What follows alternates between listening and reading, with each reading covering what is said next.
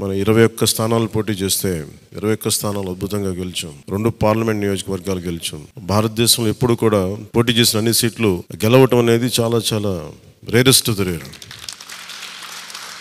So మీ అందరికీ మీరు ఒక్కళ్ళే వెళ్ళట్లేదు అసెంబ్లీకి. వెనక కూర్చు జనసేనకు నిలబడ్డ ప్రతి ఒక్క నాయకులు, పోటీ చేయని నాయకులందరూ కూడా, రక్తం ధారబోసిన జన సైనికులు, అసలు అలుపెరకు ఇంట్లో నుంచి బయటికి రాని వీర మహిళలు, అసలు మామూలు ఇంట్లో నుంచి బయటికి రా, అలాంటి వాళ్ళు బయటకు వచ్చి మరి తిరిగారు మనకి. సో వారందరూ ఆశయాలు మీరు ముందుకు తీసుకెళ్తారు.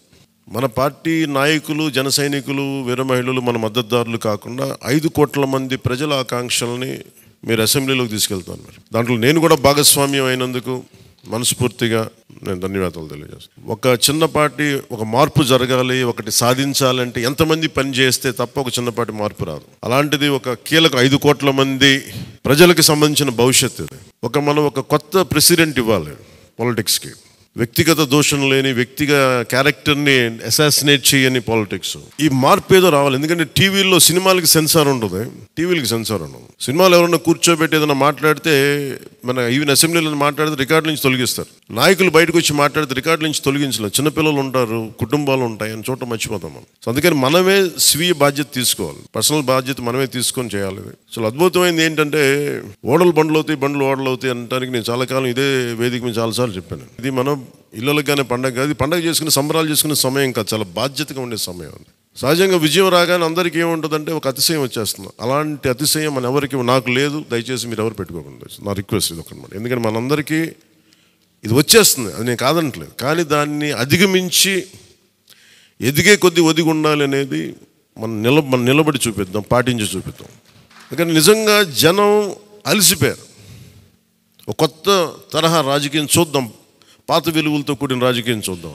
అది మనం చేసి చూపించాలి, ఆ దారి వెంట నడిచి చూపించాలి.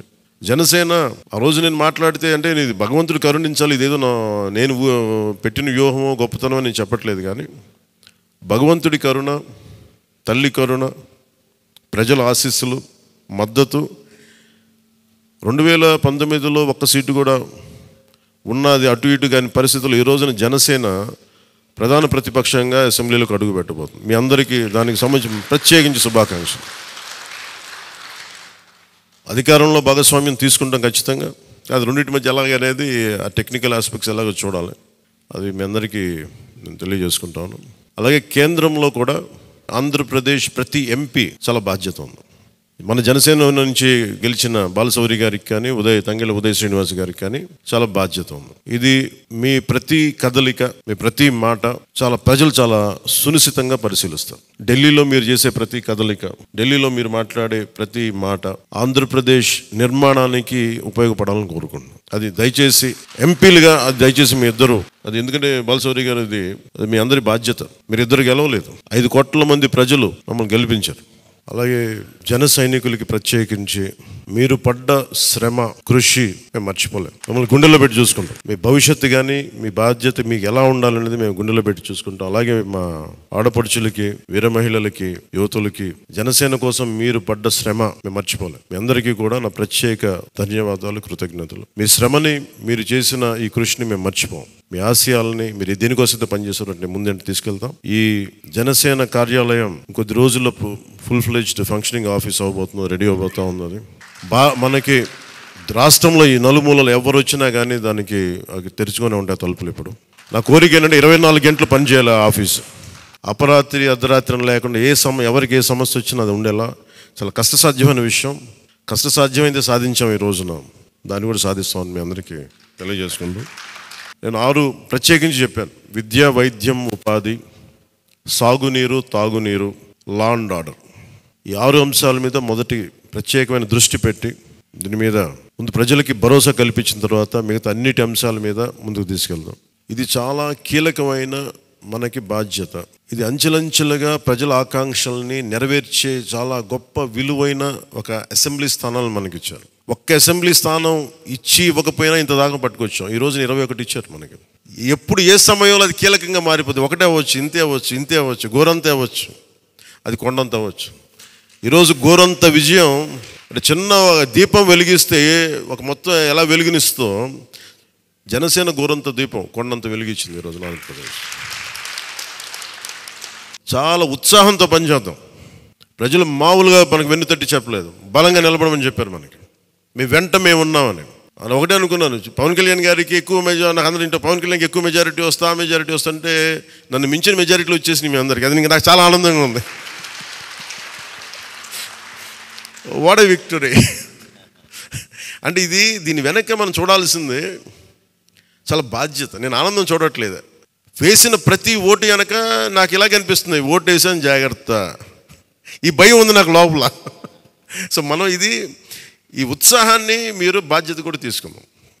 వంశీకృష్ణ యాదవ్ గారి మెజారిటీలు చూసినా, మన రమేష్ గారి మెజారిటీలు చూసినా, ఒక్కొక్కరు మెజారిటీలు చూస్తుంటే వాహ్ అనిపించింది.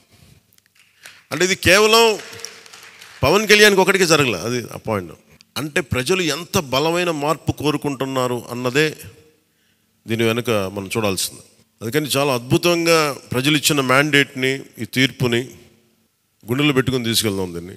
అంటే ఈరోజు మీతో పంచుకుంటున్నా, కలగన్నా నేను ఆంధ్రప్రదేశ్కి ఏదైనా చేయాలి.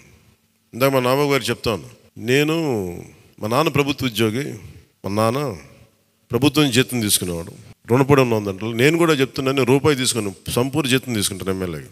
తర్వాత నేను ఇవ్వాల్సింది ఇచ్చేస్తాను, అది పెద్ద పట్టించుకుని. కానీ ఎందుకు తీసుకుంటానంటే ఆంధ్రప్రదేశ్ ప్రజల సొమ్మును తింటున్నా, ఆ బాధ్యత అనుక్షణం గుర్తు చేసుకోవడానికి.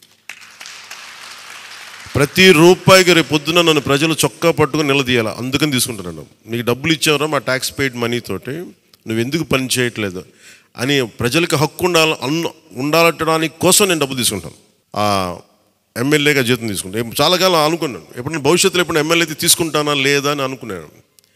నాకు రూపాయి జీతం తీసుకుంటానని అలా కాకుండా నేను సంపూర్ణ జీతం తీసుకున్నాను. కానీ ఇవ్వడం కూడా దానికి కొన్ని వెయ్యింతలు ఇచ్చేస్తాను బయటికి, అది వేరే విషయం, అది కూడా చెప్తాను. కాకపోతే ఎందుకు జీతం అంటే మనం ఎందుకు తీసుకుంటాం అని నేను ఎందుకు చేస్తున్నాను అంటే, ఈ డబ్బు ప్రజల కష్టం నుంచి, రక్తం, చెమట, స్వేదం నుంచి వచ్చింది.